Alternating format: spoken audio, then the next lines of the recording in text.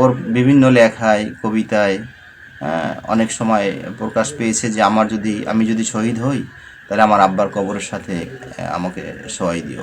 তাই সেই বিষয়টাকেই আমরা বেশি গুরুত্ব দিচ্ছি এখন। বিষয়টা তো অবশ্যই খুবই মর্মান্তিক। এটা আমাদের প্রত্যাশার বাহিরে, শুধু আমাদের পরিবারের প্রত্যাশার বাহিরে সেটা না, পুরো জাতির প্রত্যাশার বাহিরে।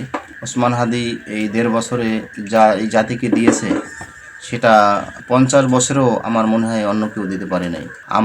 আমাদের দাবি একটাই, ওসমান হাদির অপরাধীদেরকে অবশ্যই বিচারের মুখোমুখি করতে হবে। বিচারের মুখোমুখি না করা পর্যন্ত আমাদের যত প্রক্রিয়া আছে, যত প্রকারের আমাদের করণীয় থাকবে আমরা ইনশাল্লাহ করব। এবং রাজপথে যদি যত ধরনের প্রোগ্রাম দেওয়া দরকার আমরা সেটা পারিবারিকভাবে এবং আর কালচারাল সেন্টার বলেন, ইনকিলাব মঞ্চ বলেন, আমরা সবাইকে এই বাংলাদেশের জনগণকে সাথে নিয়েই সব করবো ইনশাল্লাহ। আমরা আসলে ওইভাবে ঢালাওভাবে কোনো কথা বলতে চাই না। আমাদের যে সংখ্যাটা ছিল, ওর লেখালেখির যে অভ্যাসটা ছিল সেটা অনেক আগে থেকেই, এবং দেশপ্রেমের যে ওর ভিতরে একটা স্পিরিট ছিল, তাতে আমরা আগে থেকেই বলতাম যে তুমি যেভাবে চলো তাতে মনে হয় ইন্ডিয়া তোমাকে ক্ষমা করবে না। কিন্তু এটা সম্পূর্ণ দোষীকে ধরে তারপরেই সত্যটা উদ্ঘাটন করতে হবে। কারণ আমি এখন ইন্ডিয়াকে বললাম, কিন্তু অন্যজনের সুযোগ নিতে পারে।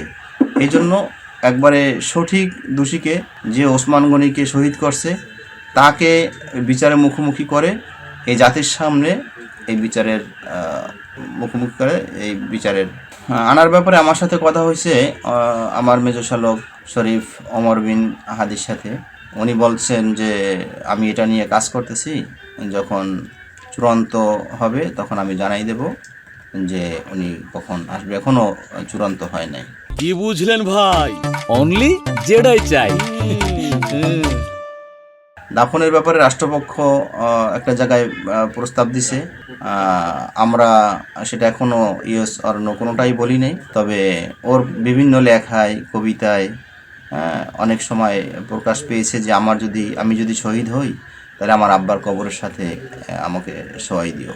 তাই সেই বিষয়টাকেই আমরা বেশি গুরুত্ব দিচ্ছি এখন। গুলিবিদ্ধ হওয়ার পরে আসলে আমরা তো ওভাবে ফিজিক্যালি গিয়ে কোনো পদক্ষেপ নেওয়ার মতো আমাদের মেন্টালিটিও ছিল না, আর ওই সুযোগটাও ছিল না।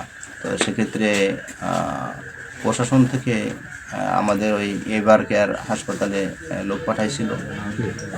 সেখানে ওনারা একটা মামলা করার জন্য অনুরোধ করছে। পরে আমাদের ইনকিলাব মঞ্চের যে সদস্য সচিব আবদুল্লাহ জাবের সেখানে বাদী হয়ে মামলাটা দায়ের করে।